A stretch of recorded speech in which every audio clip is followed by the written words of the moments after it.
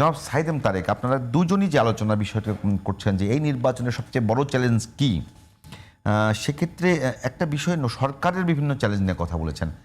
আমি যদি স্পেসিফিক বলি যে বিএনপি এখানে এইবার নির্বাচনে কি কি চ্যালেঞ্জে পড়তে পারে বলে মনে করেন, এবং জামাত কি কি চ্যালেঞ্জে পড়তে পারে বলে মনে করেন? বিএনপির চ্যালেঞ্জ ওই যেটা আপনার একটু আগে আমরা আলোচনা করতেছিলাম আর কি, বিএনপির চ্যালেঞ্জ বিএনপি নিজেই। কারণ হচ্ছে যে ওভার কনফিডেন্স, এটাই হচ্ছে বড় চ্যালেঞ্জ। আমরা জিতে গেছি, আমরা তো মানে ক্ষমতায় চলেই গেছি আর কি, ভোট আমাদের এমনি মানুষ দেবে, এরকম একটা কনফিডেন্স বিএনপির ছিল 1991 সালের নির্বাচনে। আপনার মনে আছে কিনা? 91 জয়লাভ করছে তো। সরি, আমি আওয়ামী লীগের কথা বলতেছি। আওয়ামী লীগের একটা কনফিডেন্স ছিল, আমরা জিতে গেছি, এখানে মানুষ ভোট দেবে আর কারে, আমরা সারা কে? বিএনপি তো সেদিনের দল, এবং বিএনপি 300 আসনে ক্যান্ডিডেট দিতে পারে না, কলা গাছ গাব গাছ ধরে নিয়ে খাড়া করে দিয়েছে, এরকম একটা অবস্থা ছিল। এটা আওয়াজ রয়েছে আওয়ামী লীগই, শেখ হাসিনা একেবারে কনফিডেন্ট আমরাই গভর্নমেন্ট ফর্ম করবো।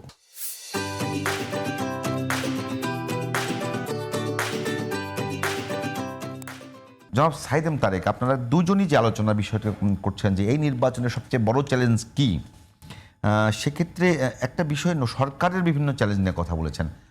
আমি যদি স্পেসিফিক বলি যে বিএনপি এখানে এইবার নির্বাচনে কি কি চ্যালেঞ্জে পড়তে পারে বলে মনে করেন, এবং জামাত কি কি চ্যালেঞ্জে পড়তে পারে বলে মনে করেন? বিএনপির চ্যালেঞ্জ ওই যেটা আপনার একটু আগে আমরা আলোচনা করতেছিলাম আর কি, বিএনপির চ্যালেঞ্জ বিএনপি নিজেই। কারণ হচ্ছে যে ওভার কনফিডেন্স, এটাই হচ্ছে বড় চ্যালেঞ্জ। আমরা জিতে গেছি, আমরা তো মানে ক্ষমতায় চলেই গেছি আর কি, ভোট আমাদের এমনি মানুষ দেবে, এরকম একটা কনফিডেন্স বিএনপির ছিল 1991 সালের নির্বাচনে। আপনার মনে আছে কিনা? 91 জয়লাভ করছে তো।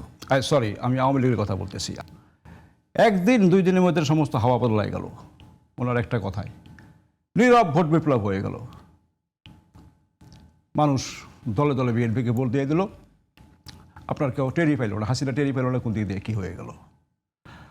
এখন যে এই যে বিএনপির প্রথম কথা হলো যে বিএনপির একটা ওভার কনফিডেন্স, এটা একটা কাজ করতেছে। দ্বিতীয় কথা হলো যে তাদের যে প্রধান নেতা, সেই নেতা অনুপস্থিত। আপনারা যতই বলেন যে আমরা তাকে পাচ্ছি, বা জুমে উনি সবসময় আমাদের সঙ্গে কন্ট্যাক্টে আসেন, জুমে কন্ট্যাক্টে থাকা আর এই কি বলে সশরীরে থাকা পার্থক্য আছে। আমাদের প্রবাসী ভাইয়েরা, তারা এখন ফেসবুক হয়েছে, সোশ্যাল মিডিয়া হয়েছে, তারা ছেলেদের সঙ্গে, মেয়ের সঙ্গে, বউয়ের সঙ্গে কথা বলে, এইতে ওটাই যদি কাজ হইতো তা সে আর দেশে আসতো না। বাপ মায়ের সঙ্গে কথা বলতেছে ভিডিও কলে, সবসময় কথা বলতেছে যখন ইচ্ছা তখন আর কি। তো সেটাতে আপনার দেশে আসা, তাদের সান্নিধ্যে থাকা, এটা দুইটা পার্থক্য আছে। সেমনিভাবে নেতাকে থাকতে হবে কর্মীদের সঙ্গে, জনগণের সঙ্গে থাকতে হবে। আমি যেটা বুঝি, যত দিন যাচ্ছে, একটি করে দিন যাচ্ছে, বিএনপির ভোট কমতেছে। এটার জন্য কারণ হচ্ছে বিএনপির মানে নির্বাচনী মাঠে নিষ্ক্রিয়তা। তাদের প্রধান প্রতিদ্বন্দ্বী জামাত ইসলাম যেভাবে কাজ করতেছে, ইলেকশন কাজ করতেছে, তার ধারে কাছে বিএনপি না। এটা আমি কিছুদিন যাবৎ আমি এটা খোঁজখবর নিচ্ছি, গ্রামের খবর নিচ্ছি, মানুষের সঙ্গে কথা বলছি। তারা যেভাবে ঘরে ঘরে ঢুকে গেছে, মেয়েদের টিম করে প্রতি বাড়ি বাড়ি, যে সেদিনকার মির্জা আব্বাস সাহেবের একটা বক্তৃতা শুনলাম, এত সত্য কথা বলছে। প্রতি বাড়ি বাড়ি ঘরে ঘরে ঢুকে যায় মেয়েদেরকে কোরআন শরীফ সহিয়া তার শপথ করাচ্ছে। এটা হচ্ছে ইলেকশন ক্যাম্পেইন। মসজিদে আপনার, তারা মসজিদগুলোকে সেন্টার বানাইছে, মসজিদে ক্যাম্পেইন হচ্ছে। তো বিএনপি তো এখানে পিছিয়ে আছে অনেক, তারা মিছিল করতেছে, মিছিলে ভোট আসে না, মিছিলে মানুষ বিরক্ত হয়। কিন্তু অ্যাক্টিং চেয়ারম্যান দেশে না আসাটা, তার যেহেতু আপনি খেয়াল করেছেন যে বিএনপি এই মুহূর্তে নেতৃত্বে একটা বড় একটা সংকট রয়েছে, এবং এই মুহূর্তে অ্যাক্টিং চেয়ারম্যানের নিরাপত্তার সংকট নিয়েও যদি দেশে আসে, আর যদি কোনো নেগেটিভ কিছু হয়, সেক্ষেত্রে বিএনপি আরও বেশি বড় সমস্যায় পড়বে না? যে দুইটা সমস্যা বাছাই করা হয়, যে তারেক রহমান বিদেশে আছেন, তবুও তিনি দলটাকে ঐক্যবদ্ধ রাখছেন এবং দলটাকে এগিয়ে নিয়ে যাচ্ছেন। এখন দেশে আসলে যদি তার নিরাপত্তার সংকট হয়, সেক্ষেত্রে কোনটা বেছে নেওয়া উচিত? প্রথম কথা হচ্ছে নিরাপত্তার সংকট প্রসঙ্গটা এটা আমি বিশ্বাসই করি না। নিরাপত্তার সংকট প্রত্যেকেরই আছে, আপনারও আছে, আমারও আছে। এখান থেকে বেরিয়ে যাবে আমার নিরাপত্তার সংকট আর তারেক রহমানের নিরাপত্তা তারটা বেশি, মানে এটা কি এক বিবেচনা করা ঠিক হবে? তারটা বেশি। মির্জা ফখরুল ইসলাম আলমগীরের নিরাপত্তার সংকট আছে, তার চাইতে বেশি, ওনারটা সবচেয়ে বেশি। আমাদের সামনে একটা উদাহরণ আছে, বেনজির ভুট্টো যখন বিদেশ থেকে ফিরে আসছিলেন তার উপরে একটা হামলা হয়েছে, তিনি হয়েছেন। তো এইগুলো আছে, কিন্তু তারপরেও জাতির নেতৃত্ব দিতে হলে, দেশের নেতৃত্ব দিতে হলে এটা বিদেশে বসে হয় না।